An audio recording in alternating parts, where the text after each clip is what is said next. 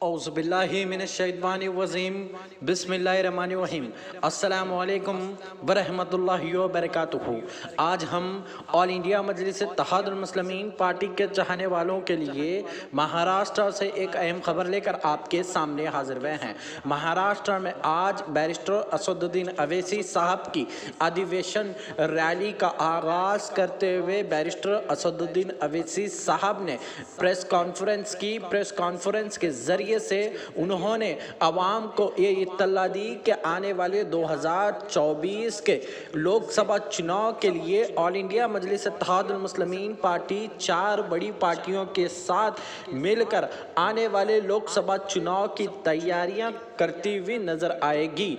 जी हां, बैरिस्टर असदुद्दीन अवैसी साहब ने आज महाराष्ट्र की सरजमीन पर पहली मर्तबा अधिवेशन रैली का आगाज किया, जिसके तहत मजलिस इत्तेहादुल मुस्लिमीन पार्टी के हर स्टेट के प्रेसिडेंट और हर स्टेट के एमएलए को बैरिस्टर असदुद्दीन अवैसी साहब ने मुंबई के लिए इनवाइट किया और आज हर एक मजलिस इत्तेहादुल मुस्लिमीन पार्टी का रुखा इस पार्टी में इस अधिवेशन रैली में शामिल होकर आने वाले 2024 के चुनाव को मद्देनजर रखते हुए उन्होंने ये ऐलान किया है। जी हां, अब आने वाले समय में बैरिस्टर असदुद्दीन अवैसी साहब आने वाले चुनाव में 2024 में बड़ा ऐलान करते हुए नजर आएंगे। जी हां, बैरिस्टर असदुद्दीन अवैसी साहब ने अपनी प्रेस कॉन्फ्रेंस के जरिए से क्या कहा तो सुनते हैं। चलिए, इससे पहले अगर आप हमारे चैनल पर नए हैं तो बराए मेहरबानी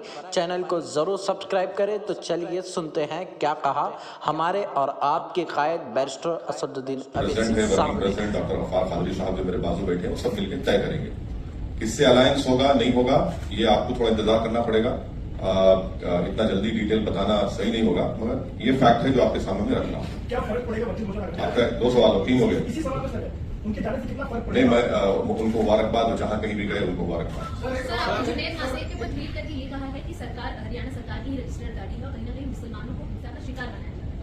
कैसे देखते हैं, क्योंकि इसको लेकर सीधे सीधे तौर पर नाराजगी दिखाई? देखिए, जो बोलेरो गाड़ी का रिपोर्ट एक यंग जर्नलिस्ट जिसका नाम अलीशान है उसने रिपोर्ट किया है विद वीडियो एविडेंस कि वो जो बोलेरो गाड़ी है उसको इस्तेमाल किया गया था जहां कहीं भी ये जो सो कॉल्ड गौ रक्षक टास्क फोर्स जो बना दिया गया है वो लोग लोगों पर आतंक फैलाते हैं, मारते हैं, पीटते हैं, उनको कपड़े उतारकर घसीटते ले जाकर उस हर जगह वो बोलेरो दिख रही है। और पुलिस ने भी ये कहा कि जुनैद को और नसीर को जिस गाड़ी में किडनैप किया गया था राजस्थान से और हरियाणा लाया गया था वो यही गाड़ी थी। तो इससे ये साफ गवर्नमेंट की गाड़ी है, इससे साफ जाहिर होता है कि ये स्टेट वायलेंस है मुसलमानों के खिलाफ। और मोदी सरकार तो लेटरल एंट्री की बड़ी बातें आप लिखते हैं, तो ये गौरक्षक को भी लेटरल एंट्री दे दी कि आप सो कॉल्ड गौरक्षक कि आप जो चाहे करो, जिसको मारना है मारो, पीटना है पीटो, गोली चलाओ। और हद तो ये है कि वो जो ग्रुप है, वो जो पर्टिकुलर ग्रुप है, उनका यूट्यूब पे सिल्वर बटन है। मैं देश के प्रधानमंत्री से पूछना चाह रहा हूं कि जब आप मुख्यमंत्री थे तो आपके बारे में बीबीसी ने 2 पार्ट का एक वीडियो सीरीज डाला, तो आपने अंग्रेजों के बनाए हुए गुलामी के कानून को इस्तेमाल करते हैं, उस पर बैन लगा दी यूट्यूब पर, फेसबुक पर। ये जो दंगाई है, ये जो टेररिस्ट है, टेररिज्म कर रहे हैं, उनका यूट्यूब से नहीं निकालते आप? क्यों नहीं निकालते? क्योंकि आपका एक पॉलिटिकल पर्पस हो रहा है। वो क्या है कि मुसलमानों के खिलाफ एक नफरत को पैदा करो। और बीजेपी और प्रधानमंत्री पसमानदा मुसलमानों की बात करती है। म्यो मुस्लिम क्या है बताओ? फिर ये म्यो मुस्लिम क्या है बताओ? जो आपके एस्पिरेशनल डिस्ट्रिक्ट प्रधानमंत्री ने बनाए, नंबर 1 बैकवर्ड डिस्ट्रिक्ट तो मेवात है हर चीज से। सोशो जो एसडीजी के इंडिकेटर्स है सबसे बैकवर्ड है इंडिया में। और जुनैद और नसीर का यह है कि राजस्थान की सरकार फौरन गोपालगढ़ की कंप्लेन जब दिया गया बॉर्डर को सील कर देती तो जुनैद नसीर जिंदा रहते। मौत हो गई मगर कोई नहीं जाते। कोई भारत जोड़ो पे पूरा भारत निकलता है और अलवर में एक रॉयल फैमिली की शादी में पूरे मौजूद, और अलवर से 1 घंटे के रास्ते पर गटनिका है, कोई नहीं जाता वहां पर। और हद तो यह है कि उदयपुर में और एक और जगह पर एक ऐसे ही वायलेंस हुआ था जो कंडेमनेबल है। वहां पर सरकार ने 30-30 लाख रुपए, 50 लाख रुपए गवर्नमेंट नौकरी दी। यहां पर बोल रहे कि गवर्नमेंट के 3 स्कीम में 15 लाख देंगे। ये डिस्क्रिमिनेशन है। भाई जब मरते हैं तो आप घर को नहीं जाते, क्यों नहीं जाते? मैं अपनी स्पीच में कहूं इसलिए नहीं जाते क्योंकि अगर कोई मुसलमान की लाश के सामने खड़े हो गए तो उनको वोट नहीं मिलेगा। सर इसी से जुड़ा हुआ है, आप राजस्थान का मुद्दा लगातार उठा रहे हैं। रिपीट मत करिए, आपका ही नुकसान होगा। पार्लियामेंट के घेराव का कॉल दिया गया कि अगर 15 दिन में इंसाफ नहीं मिले तो पार्लियामेंट का घेराव देश भर के मुसलमान करेंगे, ऐसा तौकीर अदालत ने कहा। क्या आप देखिए, आप मेरी पार्टी का पूछिए, मेरी पार्टी का जवाब हम दे सकते हैं, अब हर एक का जवाब तो मैं नहीं दे सकता हूं ना। आपने एक बात एक चीज बोला था कि शिवसेना के 2 से 4, 4 से 10 होने दो या बीजेपी के होने दो, उसका फायदा आपको होगा, लेकिन यहाँ जहाँ हमारे ताकतवर है, फाइट अच्छा साथ दिया है, वहाँ कांग्रेस का लॉस हुआ है। कहाँ हुआ? कांग्रेस कहाँ पे बताइए? औरंगाबाद की जगह कहाँ? औरंगाबाद से 21 साल से शिवसेना का एमपी था ना। आप जर्नलिस्ट रह के सब बात नहीं करना मेरे भाई। सुनो, अब आप रात के 3 बजे मेरे को उठा के सवाल करेंगे तो मैं ऑटो प्ले पे आ जाता हूं। तो सुनो, आप देखो कांग्रेस का एक बात अपन बहस नहीं करेंगे, आप वो फेमस एंकर मत बन जाओ 9 बजे की तरह। तो आप ये सुनिए, राहुल गांधी कैसा हारे? मेरी वजह से हारे। अरे आप सुनो, मेरी वजह से हारे राहुल गांधी। हारे ना, हार गए ना, हार गए, मान लिया ना। अरे राहुल गांधी इलेक्शन की बात, अरे इलेक्शन में हारे ना, चलो आगे। जिंदगी में नहीं हारे, वो तो मेरे को नहीं मालूम, वो आप बोलेंगे। नहीं, मैं नहीं बोल सकता। तो हारे मारो, हार गए। अब वो 186 लोकसभा सीट पर कांग्रेस बीजेपी लड़ी, सिर्फ 186, कोई नहीं था। अनफॉर्चुनेटली मैं नहीं था, तब भी खाली 16 सीट जीती 2019 में। मैं जिम्मेदार हूं। कब तक आप ये बात करेंगे? हम लड़ेंगे, और जो कोई भी वंचित समाज पे जुल्म करेगा लड़ेंगे, जीतेंगे, हराएंगे भी उनको। ये अब सुन लीजिए, ये डेमोक्रेसी है, कोई तानाशाही नहीं है। ये जो एंटाइटलमेंट की पॉलिटिक्स की बात करते हैं ना, उनको लगता है कि ये क्यों आ रहे हैं लोग। अरे भाई, वो राजा रजवाड़े खत्म हो चुके हैं। ये जमहूरियत है, लोकशाही है, आप मेरे को रोक नहीं सकते। हम लड़ेंगे, हमारा संविधान इस बात का अर्थ क्या है? जहां कहीं भी हम लड़ रहे, यूपी की बात करते, कितने सीट कांग्रेस लड़ी यूपी में? बोलो भाई, 400। बीएसपी लड़ी 400। ये सवाल उनसे नहीं किया जाता। क्यों नहीं किया जाता भाई? क्योंकि उन मुसलमान नहीं है। ये प्रॉब्लम है। चलिए, अभी 6 सवाल हो गए। सर, मेरा एक सवाल है कि पंजाब में एक बार फिर खालिस्तान का मुद्दा उठता दिख रहा है, जहां पर खालिस्तानी समर्थक अमित शाह गृह मंत्री हैं, उन्हें एक बात बताइए, हाँ मैं समझ जानता हूं, एक बात बताइए, अगर वो भाषा, वो वर्ड्स अगर मजलिस का एक छोटा मेंबर दे देता तो आप लोग तो अब तक उसकी एक नहीं 25 शादी करनी होती टीवी चैनल के ऊपर। नहीं करा हमने। और बीजेपी भी बड़ी, उसको उर्दू में एक वर्ड है माने खैज, खामोशी। माने खैज खामोशी बीजेपी की है। ये समझ में नहीं आ रहा हमको क्या चल रहा है वहां पर। और तीसरा, कल आए थे ना छोटा रिचार्ज मुंबई में, उनसे पूछ लेते आप क्या हो रहा है। उनकी सरकार है, मेरी सरकार तो नहीं है ना, उनको भी पूछ लेते। सर, उनका तो ये कहना था, भगवत मान का कहना था कि पंजाब में लॉ एंड ऑर्डर मेंटेन है। हाँ, बिल्कुल है, बिल्कुल है। क्या आप सरकार पे सवाल उठा रहे हैं? नहीं, बिल्कुल है, मैं भी कह रहा हूं, बिल्कुल है, दिख रहा है ना हमारे को। थोड़ा बहुत हम उतने उनसे छोटा रिचार्ज की तरह उतना हमको दिमाग नहीं है, और थोड़ा तो दिख रहा है हमको क्या हो रहा है। इतना तो हम देखिए, एमआईएम पार्टी तो इतना तो पॉलिटिकल सेंस है हमारे को, हम ये बोल सकते हैं कि बारिश कब होने वाली है। हम हवाओं में सूंघकर मिट्टी की खुशबू, मिट्टी आने के बाद हम नहीं बोलते कि बारिश होने वाली है, हम ये जरूर बोलेंगे बारिश होने वाली है। सर, आगे क्या कार्रवाई की मांग करेंगे? हाँ, कंप्लीट, इट इज कंप्लीट। मुझे 2 सवाल है। पहला सवाल ये है कि जिस तरीके से आप लोग अपने जीव में दिया कि डेमोक्रेसी नहीं, हाँ? जिस तरीके से आपने बोला कि यहाँ पर डेमोक्रेसी है, तानाशाही नहीं है, हाँ। तो उसी से जुड़ा सवाल ये है कि जिस तरीके से आपने देखा शिवसेना के बारे में जो हुआ, इलेक्शन कमीशन ने जो डिसीजन दिया, टोल रोड पर तो भाजपा ने सरकार मानी शिंदे के सामने, हाँ। लेकिन बाद में जो इलेक्शन कमीशन ने जो डिसीजन दिया, बिल्कुल। जो चुनाव चिन्ह था वो चला गया। हाँ। क्या इलेक्शन के कमीशन के निर्णय के ऊपर आप किस तरीके से देखते हैं?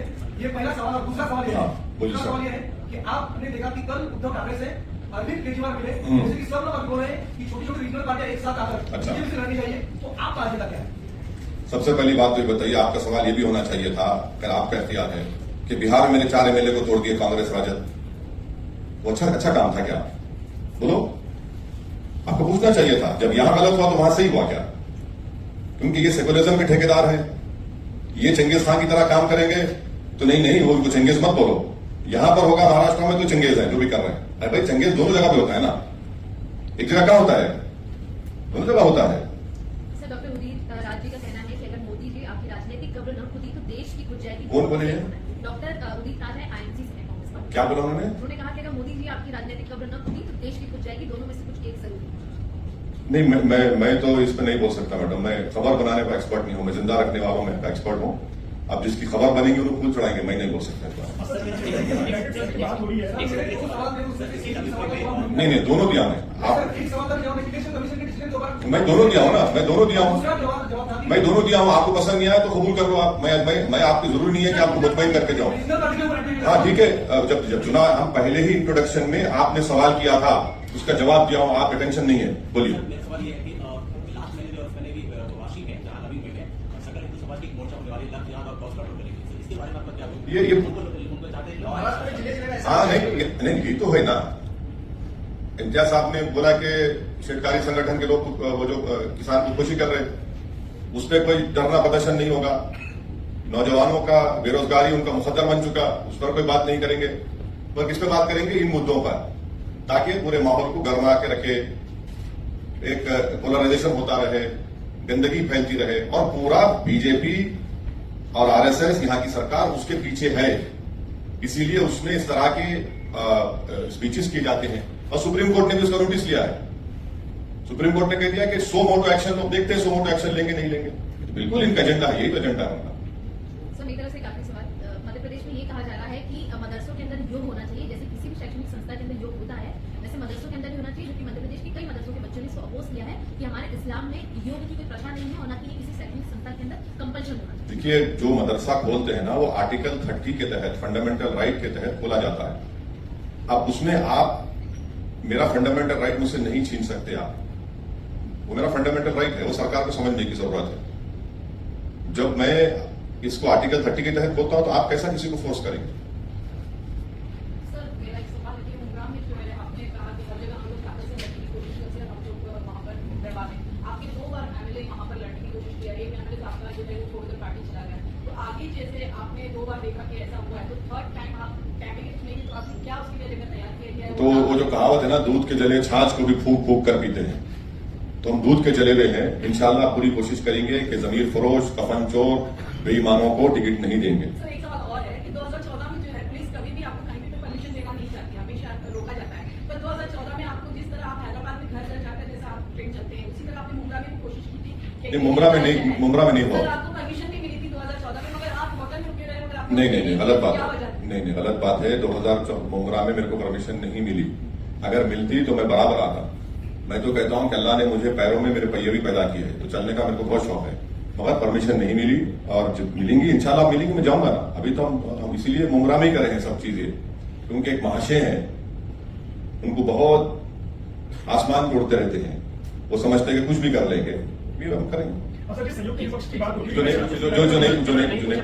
परमिशन की बात पे क्या कहना आपको? संभव क्या है हिंदू परिषद और बजरंग बैन होना चाहिए? कौन? आईएमसी हाँ, आईएमसी क्या IMC क्या है? इतिहाद मिलत कौंसिल। मैं नहीं जानता कौन सा ऑर्गेनाइजेशन है। अरे उनसे पूछ लो भाई, मेरे को क्यों पूछते? मेरा असल में 2024 में संयुक्त विपक्ष की जो बातचीत हुई है, उसमें आप कितनी संभावना देखते हैं, या फिर आप किस तरफ? अच्छा, आप उनसे बात करा दीजिए ना हमारी। आप हम चलो, मैं आपको इसके आते हूँ, चलो बात करो। आपको देता हूँ मैं, आपको संभावना नहीं आपको देता हूँ जिम्मेदारी। चलिए बात करिए ना, हम तो बहुत बात करा दीजिए, हमें तो बहुत बात करा दीजिए। अब वो बात नहीं करके आप लोग चलाते, वो टीम, फुला टीम, ऐसा टीम, अरे बात करा दो ना। सर ठीक है सर अभी एक सवाल उससे जुड़ा हुआ एक सवाल है, आप उसका जवाब नहीं देना चाहते, लेकिन ये जवाब तो दीजिए कि अगर इंदिरा पार्टी एक साथ आती है तो क्या बीजेपी को टक्कर दे सकेगी? क्या अगले चुनाव में? एक बात सुनिए, एक बात सुनिए। तेलंगाना में 2014, 2018 के असेंबली इलेक्शन हुए, बीजेपी कैसा हार रही वहां पे? आपको सोचना पड़ेगा। 2014, 2018 में बीजेपी को हरा दिए, बीजेपी नहीं जीती वहां पर। अब इस साल दिसंबर में होंगे, नहीं जीतेगी बीजेपी इंशाल्लाह तेलंगाना में। इसका क्रेडिट थोड़ा तो हमको दो। आटे में जितना नमक डाल, उतना तो क्रेडिट दो मेरे को। इतना तो दिल बड़ा कर लो, उतना तो दो। आपको नहीं बोल रहा, आपको नहीं बोल रहा, मैंने आपको क्यों बोलूंगा? मेरा आप मेरे दुश्मन है क्या पर्सनल? आप जर्नलिस्ट है, अपना काम कर रहे हैं आप।